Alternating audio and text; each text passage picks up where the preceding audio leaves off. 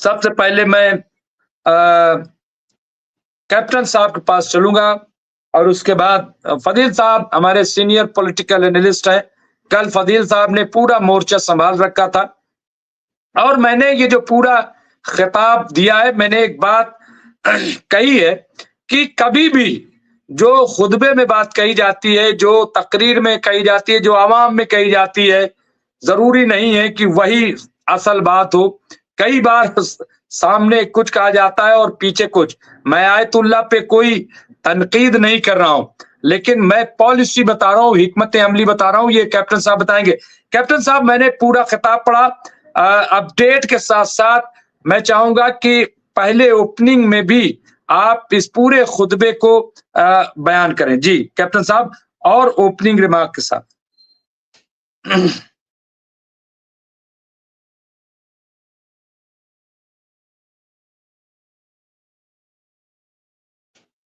Mic unmute. जहां तक Syria की बात है, ईरान हमेशा ही कोशिश करता रहेगा कि सीरिया में फिर से एक ऐसी सरकार बने जो कि ईरान के साथ साथ मिलकर चले। फिलहाल वहां पर एसटीएस का दबदबा है। दमस्कस में आज एसटीएस ने अपनी अपनी मिनिस्ट्री बनानी शुरू कर दी, सरकार बनाने की कयावत चालू हो गई है। आज की एक खबर जो कि हम पहले से ही सोच रहे थे कि ऐसा हो सकता है, वो ये है कि सीरिया के अलग-अलग जगह से ऐसी रिपोर्ट्स आ रही हैं कि जो रेबल फोर्सेस हैं या आतंकवादी फोर्सेस हैं, वो अब अलग-अलग बशर अल-असद के जो सपोर्टर्स थे, उनकी आर्मी या पुलिस के जो ऑफिसरान थे, उनसे कई जगह पर बदला लेने की कार्रवाई शुरू कर चुके हैं। भीड़ जो है वो उनको पीट रही है। 1-2 जगह पर उनको फांसी लगा दी गई है। 1-2 जगह पर बशर अल-असद के जो सपोर्टर्स थे या उनकी आर्मी के ऑफिसर्स या जवान थे, उनको गोली मार दी गई है। ये थोड़ी डेवलपमेंट थी जिसका कि हमें अंदेशा था शुरुआती दिनों से ही। एक और अंदेशा जो हमें था कि बदले की कार्रवाई में और क्या-क्या होगा। तो बशर अल-असद के पिताजी थे हाफिज अल-असद, उनकी जो कब्रगाह थी बहुत सुंदर, बहुत ही शानदार थी। उसको तोड़ दिया गया, उस पर आग लगा दी गई।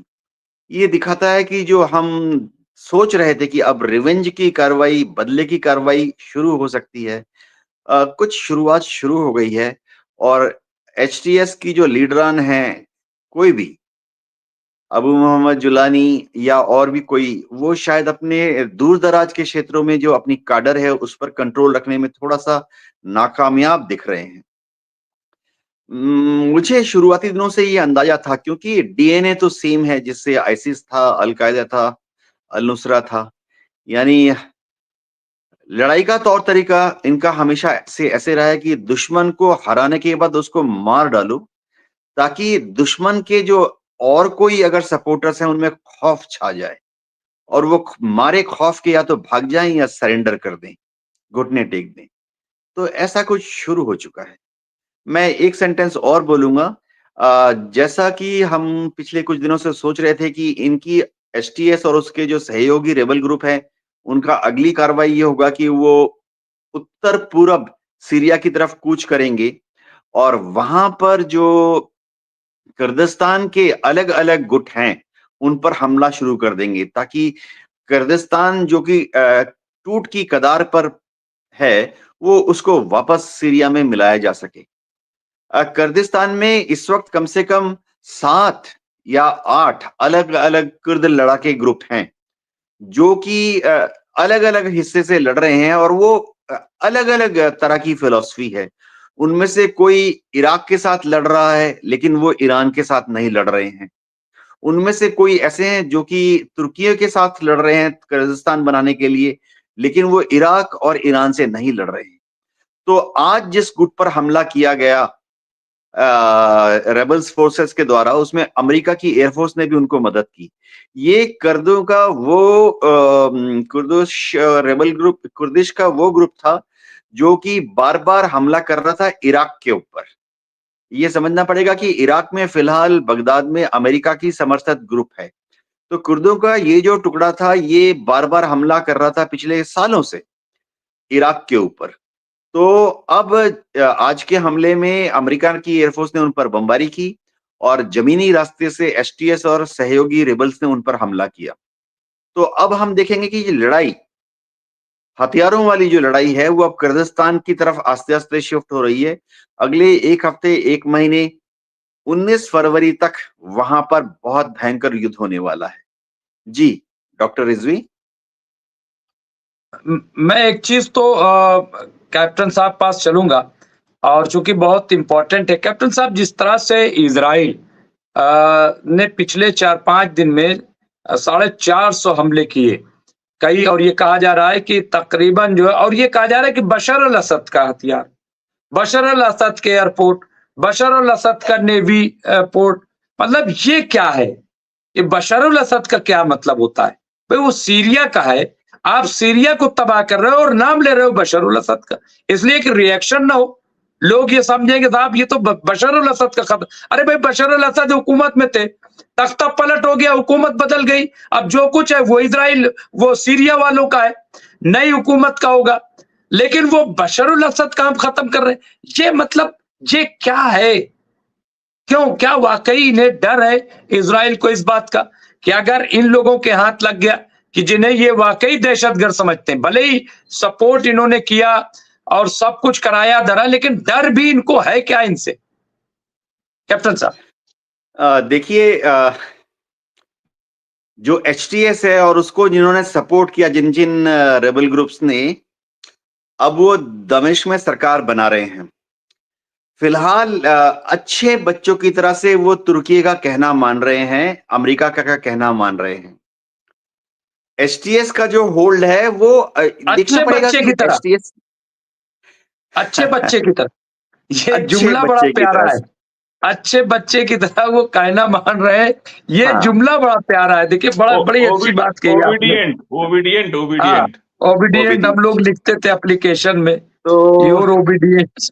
हाँ, तो ये समझना पड़ेगा कि अभी भी एचटीएस जो है बहुत ही कमजोर ताकत है।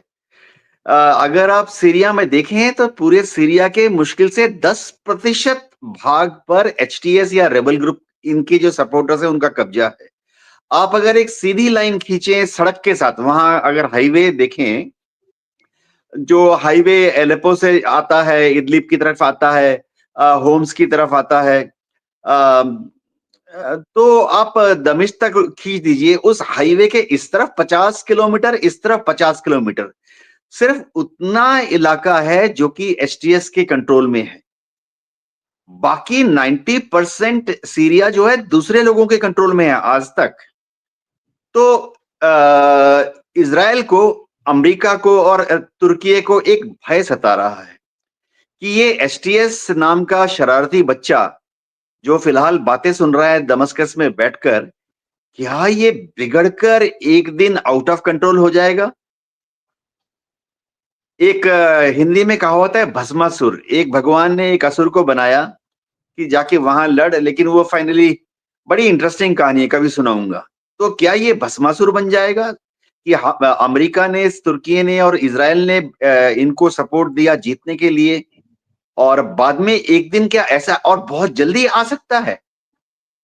मेरे ख्याल से अगले 15 दिन के अंदर या 1 महीने के अंदर शायद नौबत ऐसी आ सकती है कि ये लोग कूच कर देंगे गोलन हाइट की तरफ। दमिश्क से ये लोग कूच कर देंगे गोलन हाइट की तरफ, वो जो बफर जोन जो इजराइल बना रहा है। तो वह चीज नहीं करने देना चाहती अमेरिका और इजराइल। तो इजराइल ने अपना आंकलन ये लगाया है कि अगर ये लोग दमिश्क से कूच शुरू करते हैं गोलन हाइट की तरफ और आकर आईडीएफ से लड़ाई करने का ठान लेते हैं, तो इनके पास हथियार कहां से आएंगे, टैंक कहां से आएंगे, तोपें कहां से आएंगी?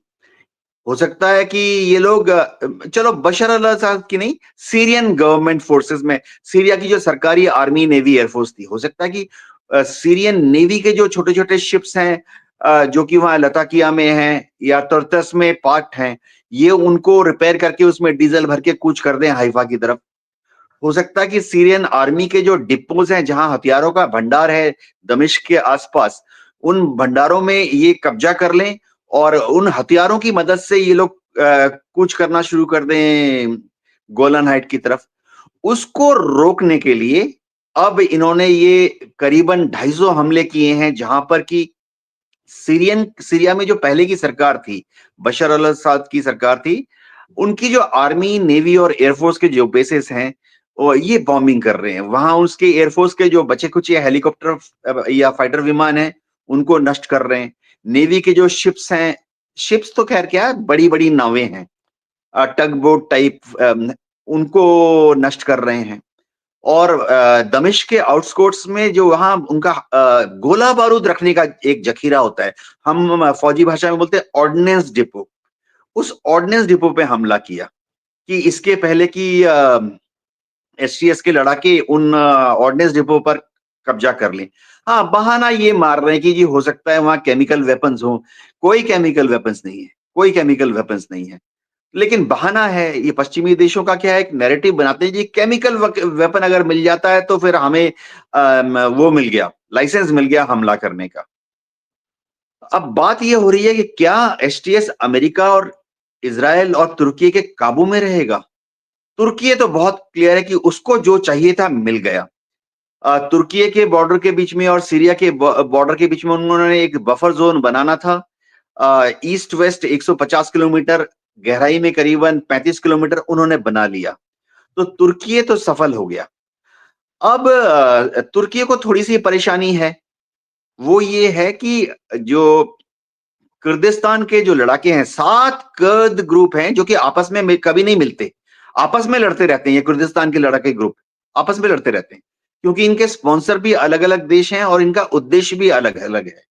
तो इन लड़ाके ग्रुप में से एक ग्रुप ऐसा है जो कि तुर्की के एनातोलिया प्रोविंस का एक हिस्सा तोड़कर भविष्य के कुर्दिस्तान में मिलाना चाहता है। इनको अमेरिका नहीं सपोर्ट कर रहा, क्योंकि अमेरिका तो तुर्की का अलाई है। तो भला क्या करे अमेरिका?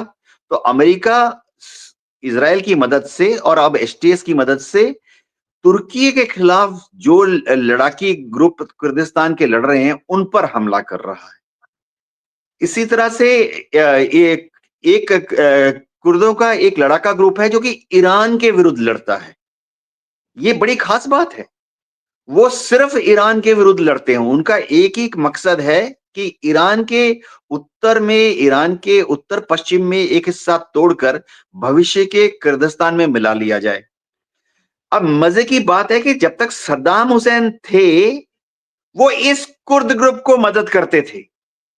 2003 तक सद्दाम हुसैन ने बहुत कोशिश की और इस कुर्दिस्तान के लड़ाके ग्रुप को वो हथियार देते थे, फंडिंग करते थे, पैसा देते थे कि हाँ, ये लो हथियार सद्दाम हुसैन से, और जाकर ईरान के उत्तरी भाग में वो जो चोंच जैसा है नॉर्थ वेस्ट में, उसको तोड़ के कुर्दिस्तान बनाओ। तो वहां की जो कहानी है बहुत ही कंफ्यूजिंग है, लेकिन समझने के लायक है। आज की तारीख में सीरिया में 45 लड़ाके ग्रुप लड़ रहे हैं और ये 45 जो लड़ाके ग्रुप हैं, इनको 7 अलग अलग देश स्पॉन्सर कर रहे हैं। किसी को अमेरिका सपोर्ट करता है, उस ग्रुप को रशिया सपोर्ट नहीं करता। किसी को ईरान सपोर्ट करता है सीरियन ग्रुप को, लेकिन उसको अमेरिका सपोर्ट नहीं करता। इसी तरह से कुर्दिस्तान में 7 या 8 कुर्द लड़ाके ग्रुप हैं। उन सबको अलग अलग जगह से सपोर्ट आती है और उन सबके उद्देश्य यानी दुश्मन देश अलग अलग है। तो अमेरिका क्या कोशिश कर रहा है, इजराइल क्या कोशिश कर रहा है कि इन सब लड़के ग्रुपों को फिलहाल थोड़ा न्यूट्रलाइज किया जाए, ताकि वो सीरिया के अंदर जो अमेरिकन बेस हैं उस पर हमला ना करे। सीरिया के अंदर अमेरिका ने अपने मिलिट्री बेस रखे हैं, खासतौर से जो जॉर्डन, इराक और सीरिया का ट्राई जंक्शन है वहां पर लिस्निंग पोस्ट है, जासूसी पोस्ट है, 900 अमेरिकन सोल्जर्स वहां पर हैं। उन्होंने कुछ रेबल ग्रुप्स को या दहशतगर्दों को हथियार दे दिया है, जो कि वहां से आगे जाके लड़ रहे हैं, यानी अमेरिकन ट्रुप्स नहीं लड़ रही है। ये इराक के रेबल ग्रुप हैं जिनको अमेरिका ने सपोर्ट दे दिया है। इनकी हथियार आ रहे हैं जॉर्डन के रास्ते से, इनके हथियार आ रहे हैं इराक के रास्ते से, और इन हथियारों के बल वो अब कूच कर रहे हैं सीरिया के अंदर। तो कुल मिला के अमेरिका का नेक्स्ट, देखिए, स्ट्रेटेजिक ऑब्जेक्टिव तो मीट हो गया कि बशर अल असद को भगाओ ताकि रूस से सीरिया को निकालकर आस्ते आस्ते अमेरिका की तरफ ला सकें, वो हो गया। टैक्टिकल रिक्वायरमेंट अमेरिका की और इजराइल की अब ये है कि ये जो लड़ाके हैं ये 15 दिन बाद या 1 महीने की तरफ अंदर गोलान हाइट की तरफ कूच ना कर जाएं। जी बिल्कुल। और आखिरी कमेंट के तौर पे मैं कैप्टन साहब पास आऊंगा, और चूंकि सदारती वो है, अगर कोई जुमला प्रोफेसर तेजावत रह गया हो आपके ज़हन में तो बता दिए आखिरी कमेंट, वरना मैं सिर्फ जो है कैप्टन साहब का लूंगा। जी हाँ बिल्कुल, आप कैप्टन साहब से पूछिए प्लीज। बिल्कुल। मैं सिर्फ आखिरी कमेंट के तौर पे मैं चाहूंगा कैप्टन साहब कि जो खौफ सऊदी अरब या यूएई और मिस्र इन सब ने जाहिर किया है, और इससे वो खुश नहीं है जो सीरिया में हुआ है, ये इसकी वजह क्या हो सकती है, क्या आपको लग रहा है? और ये जो एक ग्रुप है, जैसा कि आपने कहा कि इनका बहुत दूर तक नहीं 10% हिस्से पर ही है, तो ये कितना कामयाबी से आगे बढ़ सकते हैं, क्या आपको लग रहा है? बस आखिरी वो। जी हाँ, जितने मुल्क हैं, चाहे मिस्र हो, सऊदी हो, जॉर्डन हो, इन सब में जो भी हुकूमत है, उनको डर ये है कि ऐसा ना हो कि उनके यहाँ पर भी वही हो जाए जैसा कि सीरिया में हुआ और उनका तख्ता पलट हो जाए। लेकिन ऐसा होगा नहीं, क्योंकि वहां पर अभी मोटा मोटी स्ट्रेटेजिक बैलेंस ऐसा है कि जहां जहां की हुकूमत, हुकूमत बोला तो चाहे किंग हो, चाहे प्रिंस हो, या शेख साहब हो, अल-सीसी हो, जो जो अमेरिका के साथ जाकर बैठ गया, उनको फिलहाल कोई खतरा नहीं है। अमेरिका उनको स्टेबल रखेगा, जिंदा रखेगा, और अमेरिका इंश्योर करेगा कि उनकी आम जनता या उनके यहाँ जो रेबल्स हैं, ऑपोजिशन छुटमुट है, वो लोग सक्सेसफुल ना हो। जी